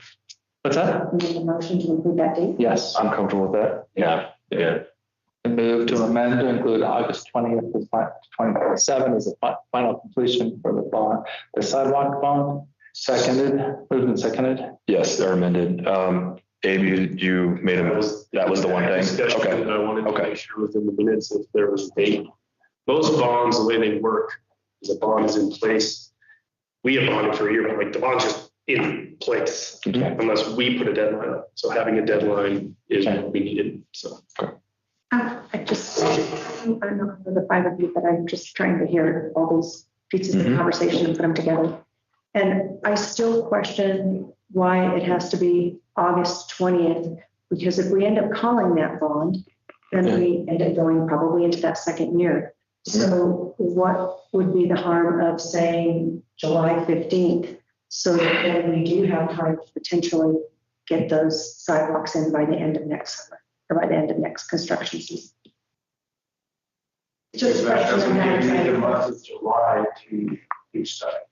End of June, month of July, whether, And my concern is that, one, presuming that there's no contest on the bond. Two, us going and then trying to get X number of yards of concrete in the middle of building season is only going to be a headache. I don't disagree. I mean, I understand the idea behind it, but I do also feel like we're just setting up them to also have trip and fall, and then we're going to be revisiting this. And I feel like the best thing we can do is like, we want to make this so there's a success for everybody involved, the developer as well as the people that are living there. And I do feel like if we say July 15th, we're setting you up for. I was basically just recapping this as is. No, I didn't know if it got answered fully, so that's. Yeah, I tried to answer it, and if I didn't, my apologies. I just don't, I mean, if we were to pull this bond, to be very clear, if we were on July 15th or whatever that council date was saying, Mr. Fornstrom, you failed to complete the sidewalks, we're pulling this bond. I wouldn't be surprised if there was an action which would delay everything. I would. I'd say, hey, you set me up. But then the fact of the matter is for us, if we were to get the bond, if we got the bond on July 15th, and we now got the 425,000 from the bonding company on, call it July 20th, for us to go and say, we now need X number of hundreds of yards of concrete so we can do this project. So the town of Pinedale can do this project. One, we're going to have to bid it. It's going to be an RFP, RFQ. We have to buy the concrete. We're going to have to actually bid the concrete, bid the contractor, build the project. There is no way. If we were to pull this bond May 1st, we could not get this built next summer. Yeah. This is one of the problems with the town, with governments, is that we have to, which is a great thing about governments. You should be happy about it. When we spend money, we have to bid the process out so that everybody has a fair shake at the offer. If we pull this bond May 1st, there's no way we could get it done. Well, bonding companies have rights too. So the bonding company has every right to step in and hire their own contractor to solve the problem, or it's handled like insurance. They say, hey, town of Pinedale, we need 2 or 3 or 4 bids in that process. And they don't just write a check for $425,000. That's If it were that easy, it'd be a little bit different discussion, but it's not going to be there. Yeah. So just so everybody knows, it's not as easy as yank the bond, have the money build it. It would be another year before we get to People it. bought property based on the deadline, the original deadline for completion. Though they put their trust in the management and execution of the entire process. We have a resident here who has neighbors, and they were expecting that. There's no compensation for that. There's no report. Well, that's not, I mean, from the town of Pinedale's perspective, we are operating within the bounds we have, Lisa, but if Mrs. Ballard wants to turn around and take a civil action against the developer. I'm not encouraging that. No, I know. I'm just saying, I don't. Lisa, speak for me. No, I said, if you wanted to, that's what she could do, because we really can't do that. I mean, if I go to my legal counsel, he's going to look at me and say, we can't do anything about that. No, but I think you should recognize that the people making the concession here are the people who bought property. Right. So the residents of that community are the ones making the concession, not the people sitting up there. No, absolutely. Not the man standing here. Those people, their kids. Absolutely. No argument. And you have to take, we as a community have to take their and spend their tax dollars. I feel like we all need to hear and recognize that, and because it does have value. Yes. No argument. They moved, seconded, and amended to include August 20th, 2027. Any other action? Hearing none. All those in favor, please say aye. Aye. Those opposed? That motion carries 4-0. So, Mrs. Ballard, thank you very much for your patience, and thank you for your work. We are now on the next item. The next item is a building permit request from Pronghorn Crossing. Abe, do you want to kick it off? Mr. Mayor and Council, when this turn back the clock to February, discussions that took place in February with language of the town code to allow certain occupancies of buildings in Pronghorn subdivision. At that time, town staff was given the direction, basically a moratorium, if you will, no building permits to be issued until completion of subdivision. We have received 2 building permits for lot 10 and lot 15 from Pronghorn subdivision, and town staff wants clarification regarding what completion will be, if that is substantial completion, final completion, what certificates. Obviously, we want to follow the direction of council before we issue permits. And so I'm sitting on 2 building permit applications at this point in time, and I'm seeking direction from the council of what is appropriate to release those building permits. At this point in time, lot 15 is a prep for foundation, which there's nothing in our code disallowing such. But there's been no construction that is taking place. They have forms set up for concrete, and that's where it sits today on lot 15, lot 10. I have to suspect they're wanting to prep that foundation as well. I am sitting on a building permit for each.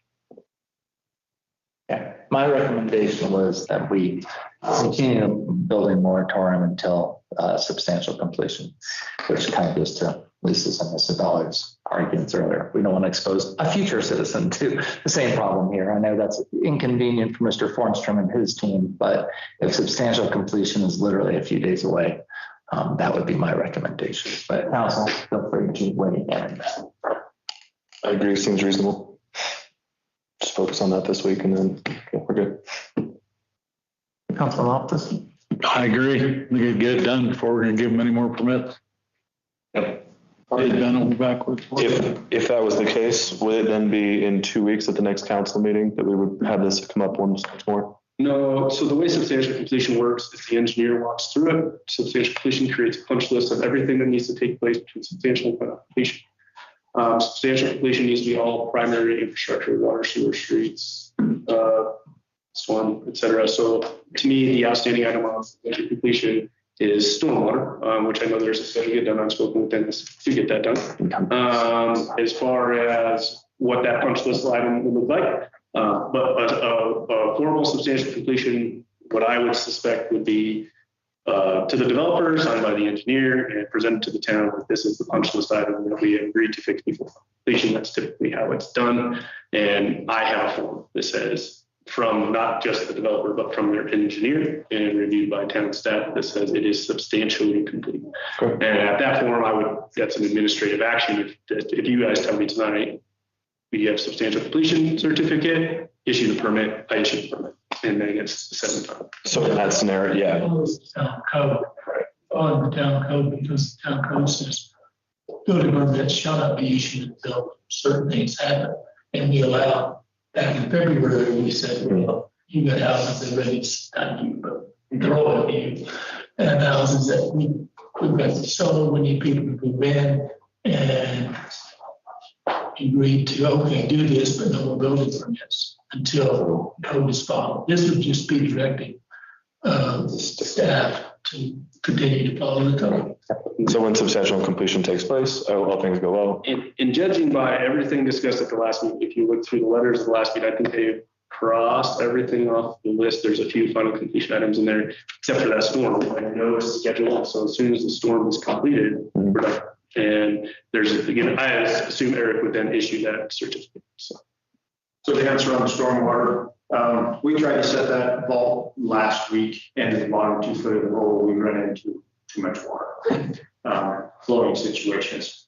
We did not have a large enough trench box on site to be able to put it down in there. Been working with contractors. They do have a trench box. They have a couple other little projects going on that should be able to get in there first. Should possible. Anyway, talking to Jeff tonight, he figured Monday, Tuesday next week. So it's probably out there. So to get that part done and then to pipe it is. Okay. And that still adheres to what we're planning with. Right. I think we're good. I mean, I would just say the moratorium stays in place until the town engineer gives you a substantial completion and checks the box. Moratorium, it's just continue to follow the code. Yeah. Continue to observe the code. Continue to observe the code. Okay. Do we need to make a motion on that? Go for it. No, I'm generally. Oh, So I would ask if when we get town staff to walk through and town engineer to walk through and say, yes, we have final completion and those dates. Can we town staff then issue those permits? Yeah, and that is the code, correct? Yeah. We're pressing time. No, we want you to build it. Yeah. We also, this is a highlight. I hate to be at $750 a day if there's any construction that takes place. So we don't want to go there either. So want a motion, Abe? I think I have the directions. Okay. But do you want to motion? Follow the code. Yeah, let's have a motion just for. Maureen wants a motion. Okay, I'll make a motion considering item E4, that town staff follow the code. Nice. I was on second because it's fun. All right. Wow. Councilman Wells. Like really short. Overarching. That's All right. So moved by Councilman Wells, seconded by Councilman Sofford concerning the Pronghorn Crossing building permit request to continue following the code and issue permits on substantial completion. All those in favor, say aye. Aye. Those opposed? Motion carries 4-0. All right. Thank you, sir. I think that's it for you. Apologies, last minutes just got big. Yeah, no. We hear it. Okay. We moved fairly quickly in comparison to last week. Mrs. Ballard? We're done with Pronghorn. Any final comments? Give you that chance, a last swing at the ball. Okay. All right. And I think Mr. Ormstrom, just if you get a chance to street sweep and do anything else, your residents are upset about nails and other things. But I mentioned that just as Street sweeper was out there this morning. fantastic. There you go. Okay. All right, next item is the Wyoming State Engineers Office lease. Thank you. So this is a lease agreement between the town of Pinedale and the Wyoming State Engineers Office for 194 square feet of office space at 205 Entertainment Lane. Which office are they taking specifically? That one down there. Oh, that's right. They're taking the bigger one down there. And this has been reviewed by the state engineer's office. So I don't have any additions. I mean, yeah. Ed has no additions. What do you think about the state? So much. I move that we approve a lease agreement between the town of Pinedale and the Wyoming State Engineers Office for 194 square feet of office space at 205 Entertainment Lane, effective August 15th, 2026 through June 30th, 2031. Correct? Right date? 31. That's a long. Okay. For $10,800 a year.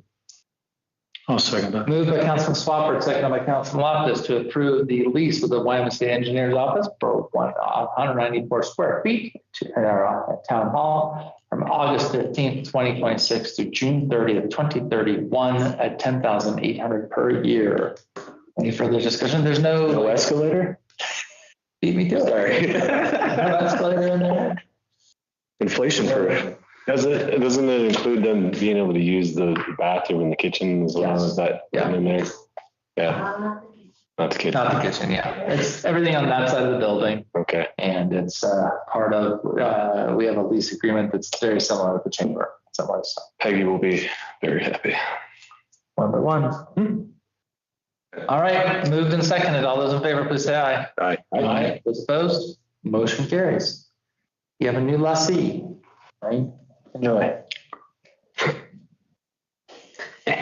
We were just talking about, Yeah. All right, next item is the Fort Sublet Commercial Building Permit. This is so big that it must come to council. Yep. Ava. Mr. Mayor and Council, members of the public. So before us today is the commercial building permit for Fort Sublet, which is owned by the Museum of the Mountain Band on the Hill. I have been working with Mike Jackson from Rio Verde on this application.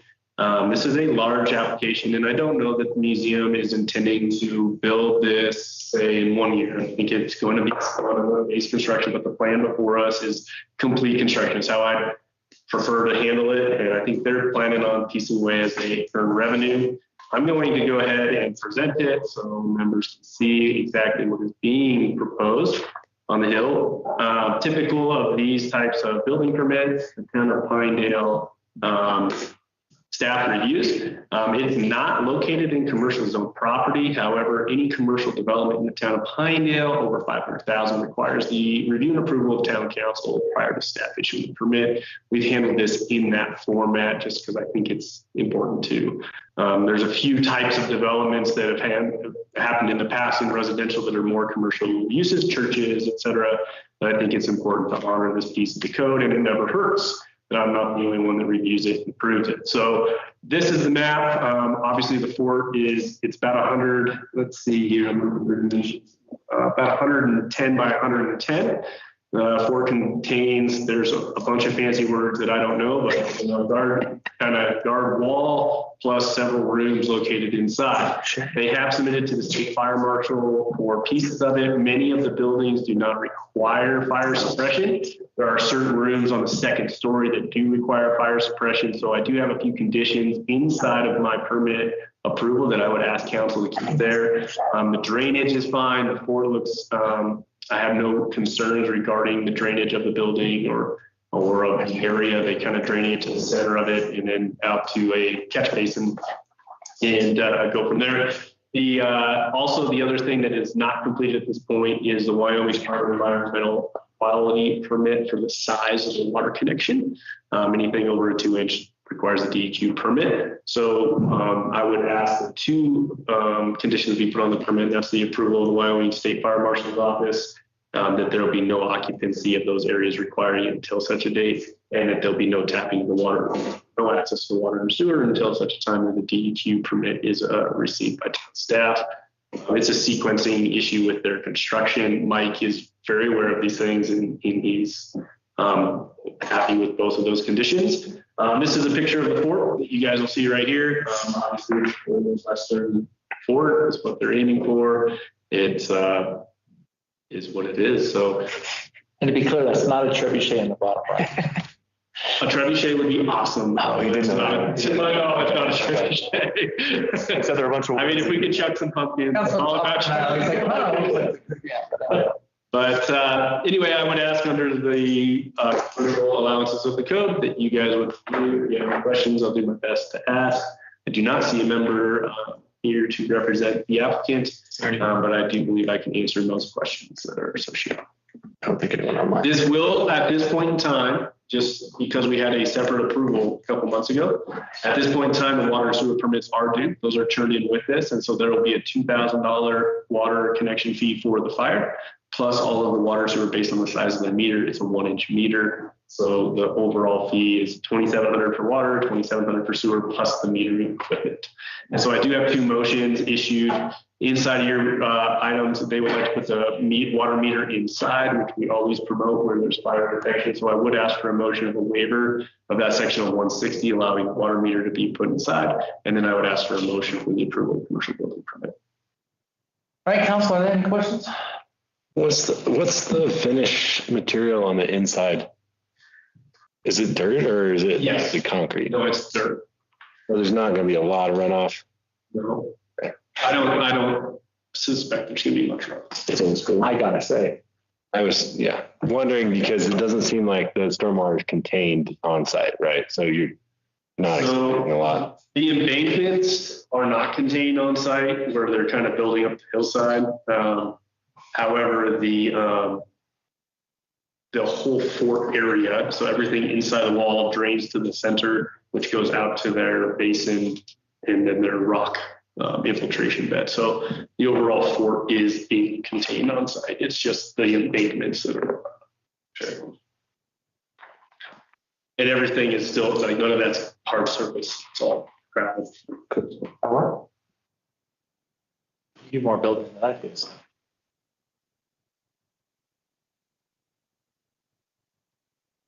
Council, what's your prerogative? I would make a motion that we approve the commercial building permit as presented. Pursuant to 160-10.C.2 to approve the commercial building permit for Fort Sublet located at the Museum of the Mountain Man, 700 East Phoenix Street. According to the subject to the following conditions: 1, the state fire marshal approval, and 2, a DEQ approval. Second. Moved by Councilman Wells, second by Councilman Swafford to approve the building permit for Fort Sublet located at the Museum of the Mountain Man, subject to the following conditions of state fire marshal approval as well as DEQ approval. Very cool. Any further discussion? Hearing none. All those in favor, please say aye. Aye. Those opposed? Motion carries 4-0. The next request is the same. It's just to allow the water meter to be installed within the interior of the commercial building. And I think we've had this discussion several times, so. Yeah, it brought it up already. Yeah. So I move that we approve a waiver of chapter 160.15.A.7 to allow the water meter to be installed within the interior of the commercial building due to the requirements associated with the fire suppression line and to protect the water meter from freezing, subject to the following conditions. Do I need to go through those conditions? Meter location map. The applicant shall provide a map or site plan showing the final location of the water meter within the building. Access to the water meter, the applicant shall provide a written letter acknowledging and granting the town, reasonable access to the water meter during the normal business hours for inspection, maintenance, reading, repair, and other necessary purposes. And also an AMR wire conduit. The applicant shall provide and install a conduit from the water meter to an approved exterior location to accommodate the AMR wire and associated equipment. I'll second. All right, moved by Councilman Swafford. Seconded by Councilman Loftus to approve a waiver of chapter 160.115.A7.7 to allow the water meter to be installed within the interior of the commercial building of the, I'm sorry, what is it called? The Fort Sublet commercial building at 700 East Senate. Yeah, I have to go back up. Yeah. Sorry, is it a 700? I think it's Yes. Yeah, 700 East Senate. How about that? Pinedale, Wyoming, to allow the interior installation of the water meter with the conditions listed. Any further discussion? Hearing none. All those in favor, please say aye. Aye. Those opposed? Motion carries 4-0. Next item is an update, an accounting update. This is from our release with the state engineer's office. We are essentially 10 days into it with 5 days to go, if I remember correctly. That's correct. And we are asking for the ability for the mayor to adjust that if for some reason the state engineer's office wants to extend it a few more days, just because the first couple of days they were just getting their act together. And there might have been, I think everybody can see the Pine Creek's flowing pretty quickly at this point. 100 CFS, but Abe, is there anything else you want to say here? Well, I think you gathered it well, Mr. Mayor. I don't know that they're going to request. Yeah. But I also know that it's going to be challenging for us to react to it between meetings. If they do request, I don't expect it to be more than like a day or two, just because they have some things they had some calibrations on different gauging stations and different things that took a couple days that they wanted to make sure they got accurate data. If they say, hey, let's extend 2 days to make sure we gather it. So do we need to put any volume restrictions into this motion? Or? Just a general motion to allow it to be adjusted. We could just describe what the project is. This motion says the project, and if we could just. Yeah. Provisional accounting. For the Fremont Lake Water Municipal Water Release. Yeah, just read this. Okay. Do you want it or me? I'll do it. Okay. Okay. I make a motion that we approve the provisional accounting memorandum of understanding between the Upper Colorado Commission, Upper Division States, and the Bureau of Reclamation, that we release this water and that the mayor has the opportunity with staff to adjust it at any time as per their request. Okay. Sorry. All right, it's been moved by Councilman Loftus, seconded by Councilman Swafford, to allow or approve the mayor to continue coordination with the state engineer's office regarding the Fremont Lake Municipal Water Release Plan. Extension if required, a state engineer's office, and obviously keeping the council apprised. Any further discussion? Hearing none. All those in favor, please say aye. Aye. Those opposed? Motion carries. We do not expect that to be a lot, because I know they're focused on about 3,000 feet, but it could be a day or two if they need to. Yeah, they had delay at the beginning. And they may not even ask for it. Yeah, it makes sense. All right, E9. This is why we got Riley here. This is why we have Sage here too. No, okay. She just came to join the fun. This is to hang out. All right, this is approved the work change directive number 2 for the replacement of an unsuitable fill with suitable fill under the hanger slab. Estimated cost of $82,000 with no adjustments. Abe, you want to go ahead and discuss this? We got D&D here. Yeah, Jason's here. Jason. Jason can answer all the hard questions. Mr. Mayor and Council, we are asking for a couple of motions tonight as it relates to work change directives. As a reminder, the town of Pinedale is in a guaranteed maximum price contract with Q&D Construction for the construction of the new hangar at the airport. Early in the project, we executed work change directive number 1, which was reducing a few items of scope out of that project, effectively reducing the project by a total of, it's in your packet here. I'm scrolling, give me just a second. $75,900. So we've kind of have that money sitting available within the project. During the construction of the hangar, for the excavation of the foundation hole, and I do believe Wes is online as well from our who can help answer questions from our perspective. He represents us. They hit some unsuitable materials, some clays, and some issues that were not exposed within the geotech report. Obviously, those cannot stay there for the construction of the hangar. So work change directive number 2 in front of you today is for the removal and replacement of that material for suitable fill. And that's, you'll see a quote in there from Teletractors, and it's approximation at this time because it'll be verified with final quantities, but that totals about $82,956, which is in excess of the $75,000 saved on work change directive number 1. There is a contingency allowed within our contract that does not go above the guaranteed maximum price that you guys approve. So this would chew into that a few $1,000s. The next item, work change directive number 3, because I might talk about all of this at once. Work change directive number 3, as part of this project, we are installing a large 75-ish thousand gallon tank for fire suppression and fire safety at the Pinedale Airport. That project has received state funding from the State Rural Mineral Royalty Grant Program, and was through the CMAR process.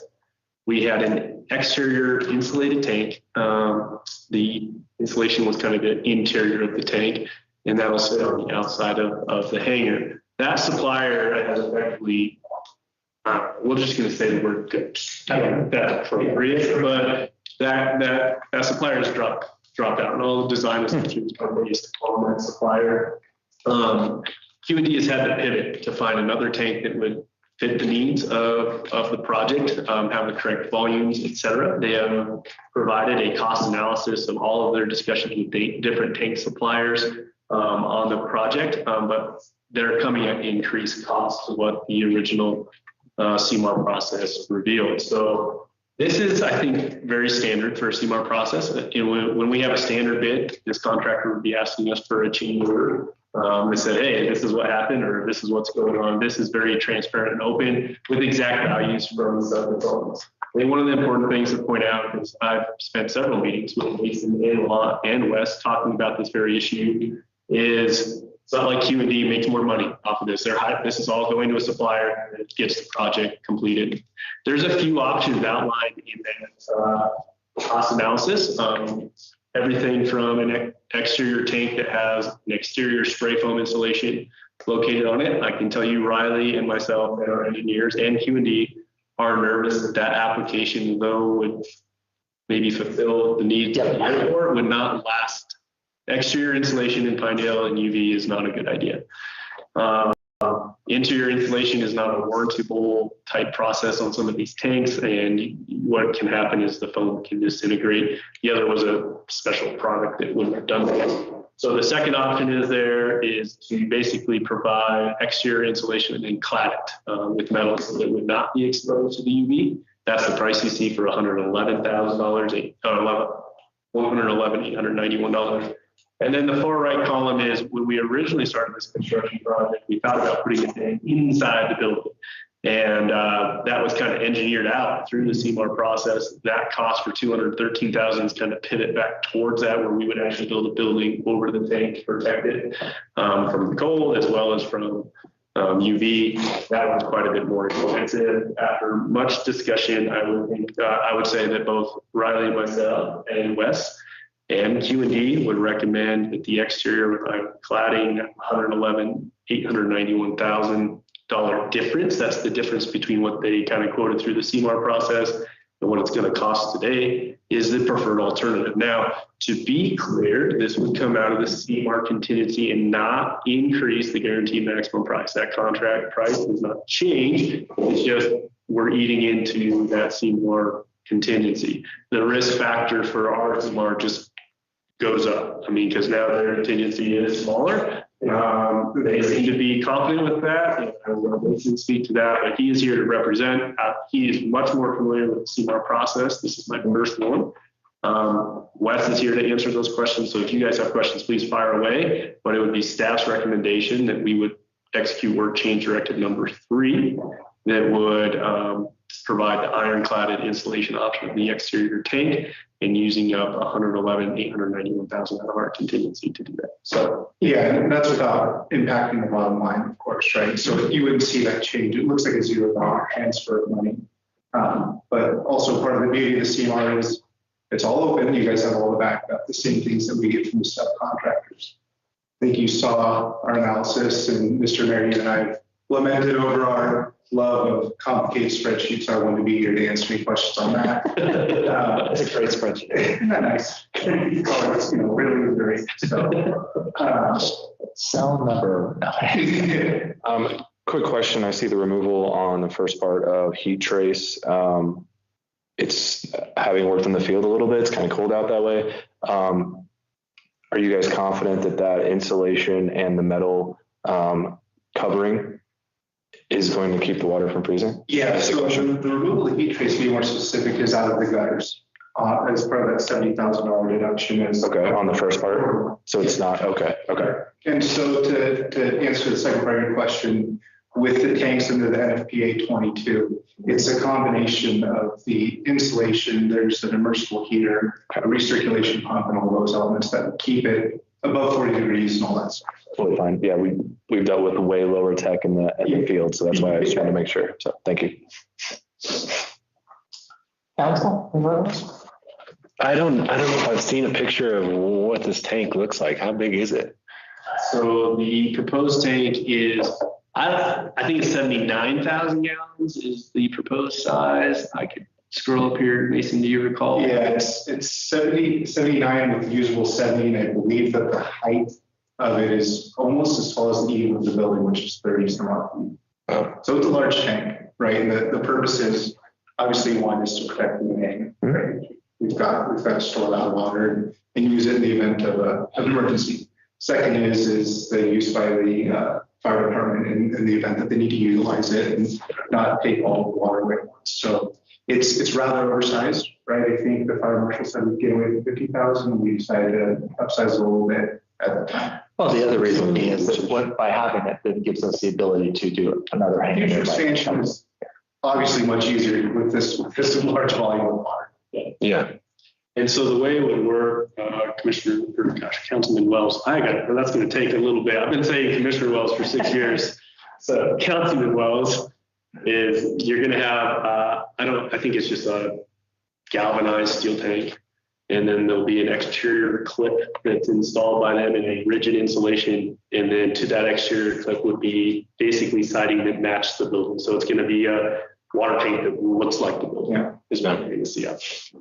That'd be much better than exposed insulation. Yeah, for sure. Yeah, the exposed insulation, like Avery originally said, when we came to the final GMP we turned in and the tank provider that we chose to go to the dance with obviously ghosted us. I mean, it's absolutely ridiculous. This is what we see most of our CMAR contingency going towards is it's unfortunate, but it's the reality of what we do. Somebody underbids it and then they decide, oh, I don't want to do that job anymore. So this is what it's there for. Exactly. John, another question? No, just that it seems like that's the best solution that our experts have come up with. Yeah. So we'll move forward. Okay.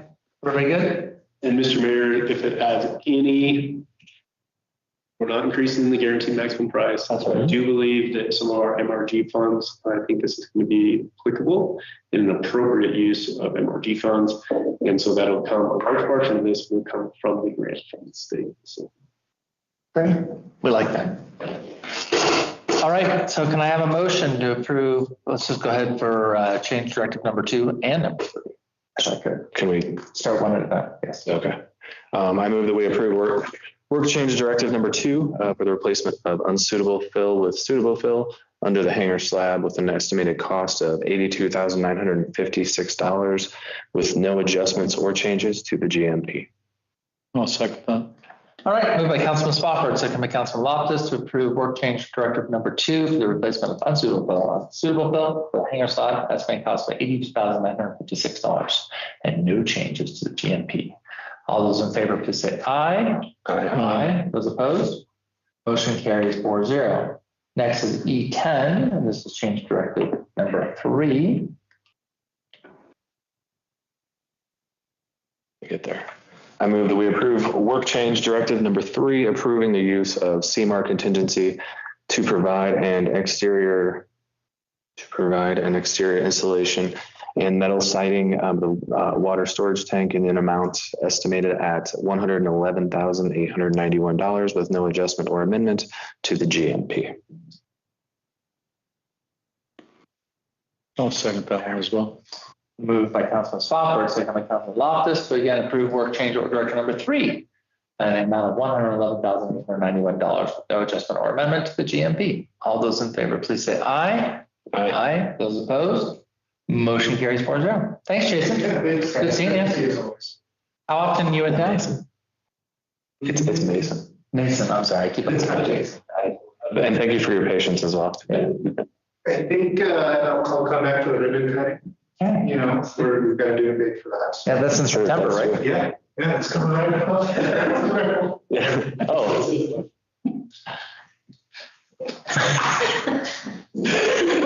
11, which was added to the agenda. This is the appointment of Councilman Wells to the airport board. This is approving the mayor's appointment. So moved. Seconded. All right, moved by Councilman Spofford, second by Councilman Loftus to appoint Councilman Wells to the airport board. Approve the mayor's appointment to the airport board. Do I abstain from this? You don't have to, but you might as well because all those in favor, please say aye. Aye. Those opposed, abstention. Abstain. There's no like personal benefit to either way, but it's just 3-0. Oh, just wait. Mayor, real quick, is that the place in Hart or Casiva? I think you're down one, right? No, okay. It'll be replacing Hart. Okay. We'll reach out to him. Just that Councilman Cosiba, I think he's still nearby. So. All right. Next item, F1. This is ordinance 742 on its third read. I believe we captured all of the edits that Councilwoman Boyce included. Did she sign off? Sure she did. I didn't actually hear. She's Okay, no, I was just saying. I'd hate to approve it and then find out I'm sure that we missed one Councilwoman of Boyce is hers. fine with it. She's gonna look at YouTube afterwards and hear what it says. Any other discussion? Just want a motion on this thing. Yeah, third read.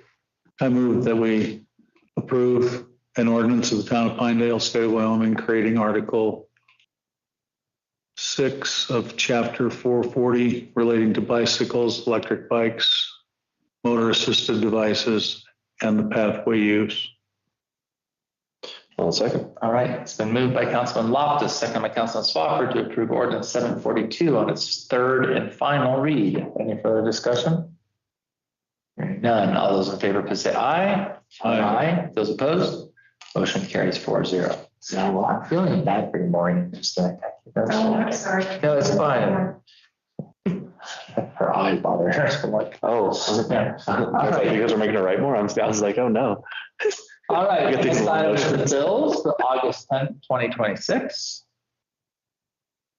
Who wants to do it since Councilman Boyce is not here? I haven't gotten to it in a while, so I'm gonna do it. I move that we approve the bills for August 10th, 2026 in the amount of $404,911.22. Paid with checks 32,702 to 32,743. Of course, I picked the big one. I'll second it. All right, it's been moved by Councilman Swafford, second by Councilman Loftus to approve the bills for August 10th, 2026 in the amount of $404,911.22 paid with checks 32702 through 32743. All those in favor, please say aye. Aye. Those opposed? Motion carries. Next item is going to be an executive session for the purpose of real estate with no action to follow, if I remember correctly. So we will probably end the meeting offline once we adjourn to executive session. Mr. Mayor, I move that we enter executive session for purposes of discussing real estate. Okay. Second that. Moved by Councilman Swafford, second by Councilman Loftus to go into executive session for the purpose of discussing real estate. No action to follow. All those in favor, please say aye. Aye. Aye. Motion carries 4-0. Ladies and gentlemen, thank you for coming. Appreciate it. Lisa, where do you live? I live out in Barter. Okay, Oh, that's where the stop sign comment came. that's right. She knows that stop sign. It's glorious. Well, thanks for coming. Mr. Mayor, I'm going to go ahead and Yep, please end it. Thanks, everybody.